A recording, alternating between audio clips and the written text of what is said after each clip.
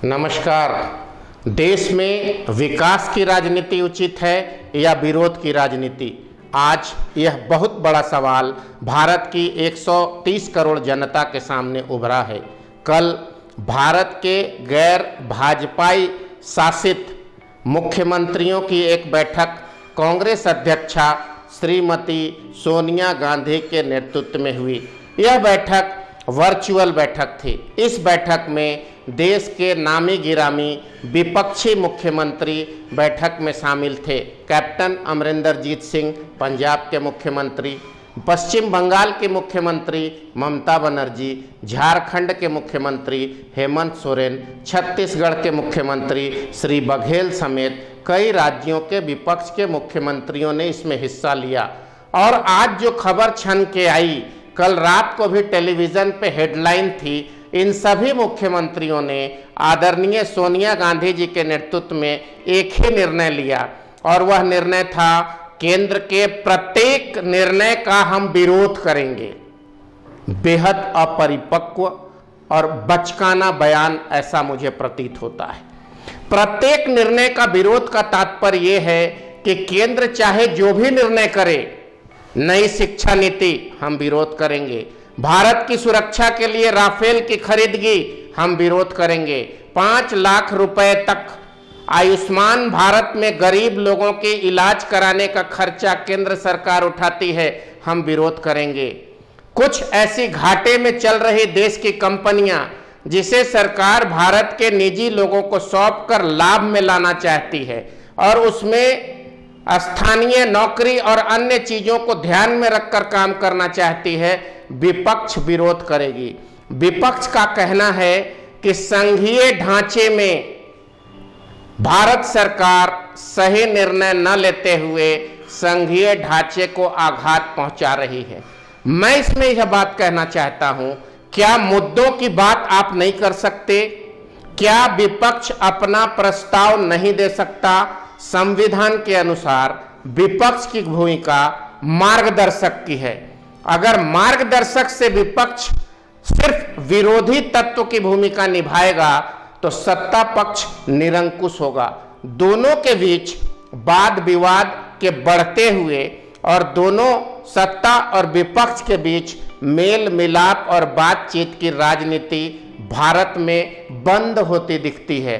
विपक्ष किसी एक मुद्दे पर भी सत्ता पक्ष के साथ बैठकर मार्गदर्शन की भूमिका नहीं करता। संविधान की सबसे बड़ी त्रुटि यहीं पर है। यदि विपक्ष सत्ता पक्ष के किसी कमजोरी को सामने लाकर मार्गदर्शन की भूमिका नहीं करता तो सत्ता पक्ष निरंकुश होता है और देश की राजनीति गुमराह हो जाती है। आज भारत की राजनीति कहीं न कहीं इसी मोड़ पर खड़ी है। अगर सत्ता पक्ष की ओर से किसी भी विषय में कोई भी गलती होती है तो उसका पूरा श्रेय विपक्ष को जाता है। विपक्ष ने मुद्दों की नहीं, विरोध की राजनीति का फैसला जो लिया है वह भारत की जनता के लिए बिल्कुल भी उचित नहीं है।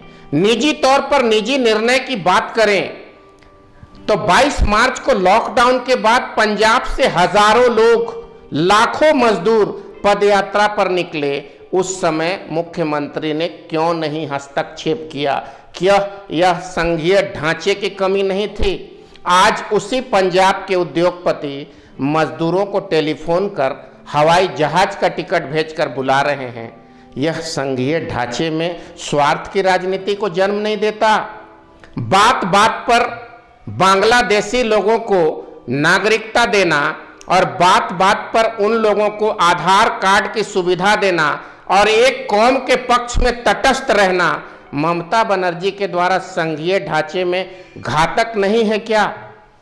झारखंड में लगातार जंगलों की कटाई, खामोश है सरकार और पर्यावरण पे केंद्र पर आरोप लगाना संघीय ढांचे में यह एक बहुत बड़ा सवाल है कि नहीं? और तो और ठीक है, संविधान नहीं कहता कि किसी मंत्री की योग्यता क्या होनी चाहिए, लेकिन इंटरमीडिएट में दाखिला लेने वाला एक मंत्री झारखंड का शिक्षा मंत्री होकर झारखंड के लाखों लोगों की तकदीर लिखता है। क्या यह संघीय ढांचे के हिसाब से सही है? सिर्फ और सिर्फ विरोध का तात्पर्य है एक मूर्खतापूर्ण अपरिपक्व निर्णय लेना। विरोध की राजनीति तर्क संगत होनी चाहिए। विरोध की राजनीति अध्ययन के आधार पर होनी चाहिए।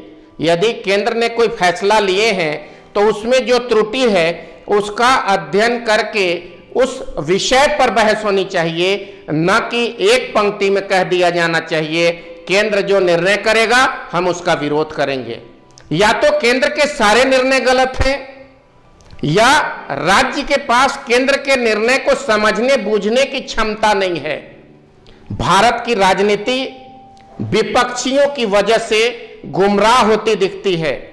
यदि केंद्र निरंकुश शासक के रूप में, निरंकुश शासन के रूप में अपनी व्यवस्था चला रहा है तो उसके पीछे सबसे बड़ी जिम्मेवार ये विपक्ष है, जिन्हें मुद्दे की राजनीति नहीं आती। हर विषय पर विरोध करना मकसद अपरिपक्व राजनीति को दर्शाता है। सृष्टि रक्षा चैनल की ओर से बिंदु भूषण दुबे को अपने मंतव्य के साथ अपना आशीर्वाद दीजिएगा। मैंने आज बहुत भारी मन से विपक्ष को टूटते हुए देखा है, और यदि विपक्ष टूटती है तो सत्ता पक्ष भी सही ढंग से काम नहीं करती। सत्ता पक्ष के मन में भी अहंकार आता है। एक सवाल छोड़कर आपके बीच बिंदु भूषण दुबे आज फिर इजाज़त लेता है। एक नई विषय के साथ आपके सामने उपस्थित होऊंगा। नमस्कार। वंदे मातरम।